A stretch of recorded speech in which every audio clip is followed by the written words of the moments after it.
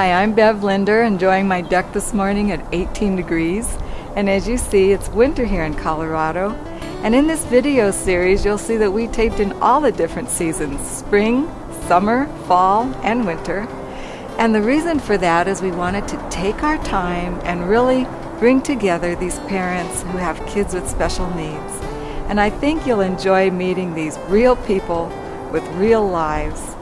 And some of the topics that we'll cover will be seeing the big picture and bringing out the potential in your child and really enjoying your child and even discipling your special needs child. You know, when I was a new mom, someone said to me, "This is not the end of the world," for I had just had my first child with a disability. We had actually 2 children who were born with disabilities. And they said, "This isn't the end of the world." And I thought, is that true? And now here 20 years later, I can really say, well, yes and no. It really was the end of a certain kind of a world, because it was the end of a normal world. When we were maybe in extended times in the hospital, other people were at soccer games. And when we were driving to our therapy sessions, other people maybe were driving to their ballet lessons. And it seemed like other people did really typical things in typical ways. And our lives were so different. And so in that way, it was the end of a certain kind of world. But it was the beginning of another world, a world we would have never chosen. But we came to see this world as wonderful. And Mike and I came to see raising these special needs children as a privilege, because we saw that there was a person in there. And that's the subject of this whole video series. There's a person in there. Let's start by just introducing you to our kids. Christy Ann Linder was born exactly 5 years after my husband and I were married. When the doctor came in to tell me about her condition before I ever saw her, I expected to see some sort of monster by the way he described her. But she was beautiful. In spite of her extreme low muscle tone and her other many problems, my husband said she looked like Cindy Lou Who from the story of the Grinch, and I agreed. Christy needed constant attention and therapy, but she stole the hearts of everyone she came in contact with, including her grandparents. Our daughter loved life and was a blast to experience new adventures with, like Disneyland. But Christy was vulnerable, very weak. Shortly after her 3rd birthday, God took her home to heaven. What a treasure we had for 3 years. And in spite of all her problems, it was so evident that there was a person in there, and that our loss was heaven's gain.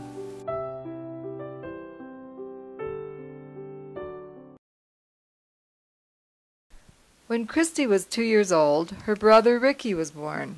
I have to tell you, when I was pregnant with Ricky, I often said, "I feel like there's a bucking bronco in my stomach." And when Ricky was born, I found out why. He was a constant charge of never-ending energy. There was mischief from sun up to sundown.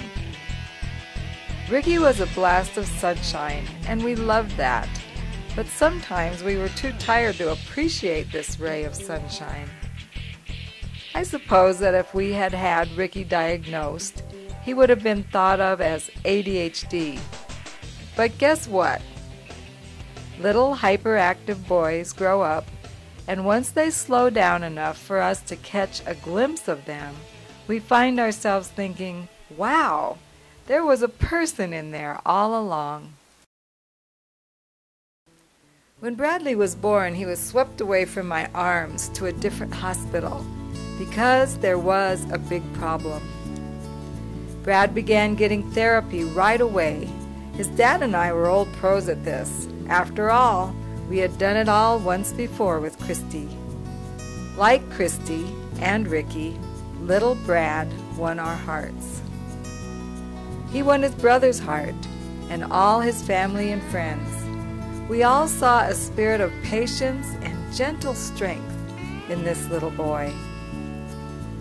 This little boy who had to struggle so hard just to stay alive. Brad had 20 surgeries in his life, and no one can ever remember him uttering a word of complaint. Many of his surgeries were long distance in San Diego, so we tried to make the best of a hard situation.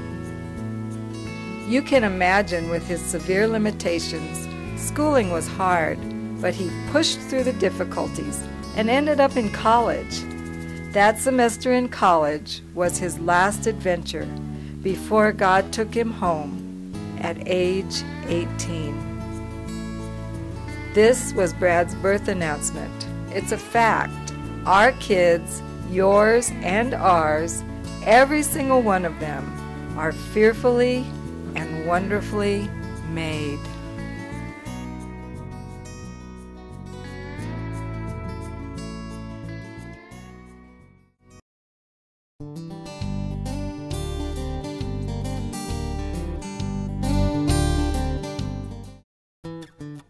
We walked pretty high into the Rocky Mountains on a beautiful July morning.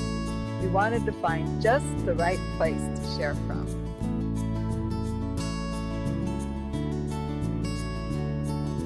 I'm Mike Linder, and I read a quote the other day that was really interesting. The quote said, "Those who dance are thought to be insane by those who cannot hear the music." Isn't that true?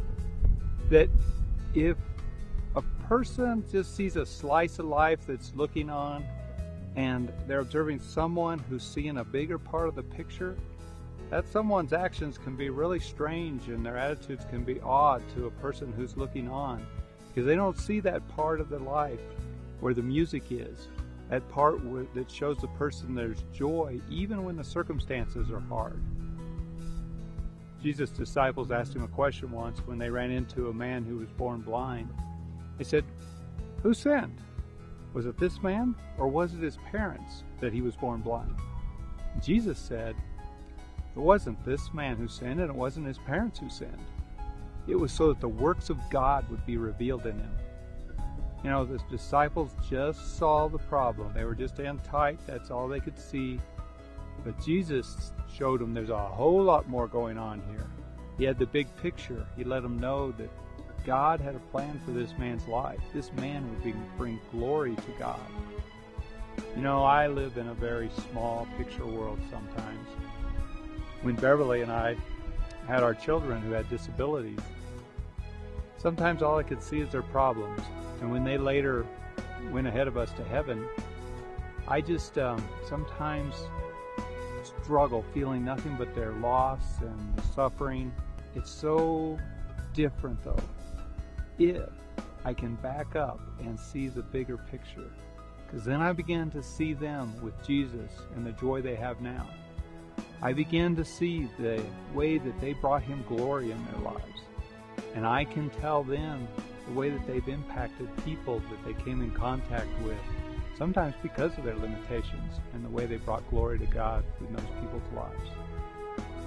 I think, how can I have this kind of big picture view more often, more consistently? What is working for me is applying what David said in Psalm 19. The law of the Lord is perfect, restoring the soul. Taking time each day in the Bible is raising my eyes again to the big picture, and it does restore my soul. And going there for at least a little while every day is key, because I go back to a small picture view on a regular basis.